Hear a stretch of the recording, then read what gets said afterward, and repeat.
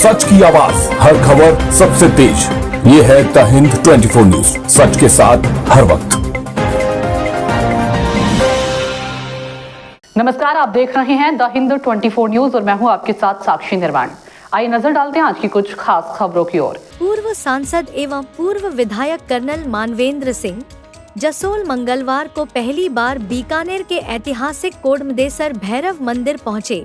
यहां उन्होंने ज्योतिषाचार्य अनिल पुरोहित के सानिध्य में विधि विधान से विशेष भैरव पूजन एवं वैदिक अनुष्ठान किया। उल्लेखनीय है कि कर्नल मानवेंद्र सिंह जसोल पूर्व सांसद एवं पूर्व विधायक होने के साथ ही वर्तमान में राजस्थान फुटबॉल संघ के अध्यक्ष भी हैं।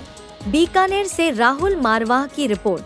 मेरे भाई कबीर महाराज ने जो हमारे संपर्क में अनिल जी और अन्य पंडित जी, उन्होंने कहा कि भैरव जी के दर्शन आपने करे, तो मैंने कहा नहीं करे, इसलिए भैरव जी के दर्शन करने में आया हूँ।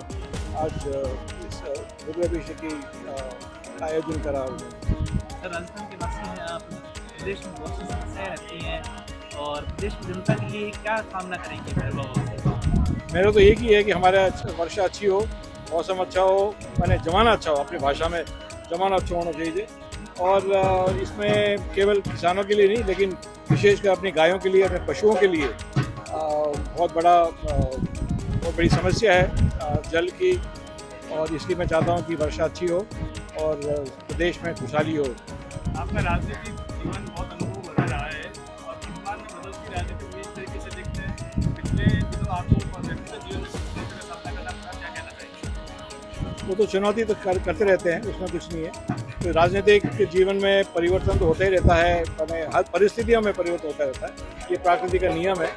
और राजस्थान एक शौर्य प्रदेश है, शौर्य धरती है, तो इसलिए चुनौती कुछ भी हो उसका सामना करते ही हैं। आप बॉर्डर एरिया से आते हैं सर, कांग्रेस आरोप लगाती है कि बीजेपी जो है भारत सरकार वो बॉर्डर एरिया में मस्जिदों को गिरा रही है और इस तरीके के काम करते हैं, कैसे क्या देखते हैं आरोपों को? मैंने आरोपों को बहुत गंभीरता से लिया है और मैं इतना ही कहना चाहता हूं कि जहां भी कुछ कार्रवाई हुई है प्रशासन की ओर से, वहां पहले ही नोटिस दिया गया था, कुछ महीने पहले नोटिस दिया गया था। इससे भारत सरकार के गृह मंत्री आवागमन का कुछ लेना देना नहीं है। रेवेन्यू के रिकॉर्ड में कई जगह गौचर पर अतिक्रमण है, कई जगह अनुमति बिना कार्य हुए हैं और उनको कई महीनों पहले नोटिस दिया गया था, उसकी पालना नहीं हुई है। परंतु जहाँ कहीं अनदेखी हुई है उस पर जरूर प्रशासन ध्यान देगी। और ऐसा चुनाव को लेकर के आप हमारे क्षेत्र में जानते रहते हैं, क्या बात है ये चुनाव हो नहीं रहे?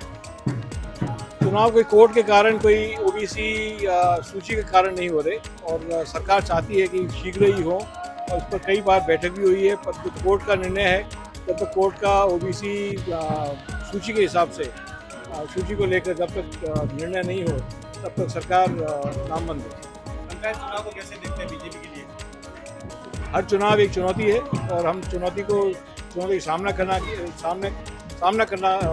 चाहते हैं और हमारी इच्छा है कि इसको अच्छी तरह से सामना करेंगे, एकता से सामना करेंगे और अपने कार्यकर्ता सक्रिय रहेंगे और मुझे विश्वास है कि चुनाव में अच्छी विजय होगी। 4 जुलाई को प्रधानमंत्री नरेंद्र मोदी रिफाइनरी का उद्घाटन कर रहे हैं, कैसे देखते हैं? रिफाइनरी एक देश के लिए विशेषकर आज के समय जहां खाड़ी में जो युद्ध चल रहा है, बोलते रहते हैं युद्ध विराम है, परंतु कुछ न कुछ घटना होती रहती है।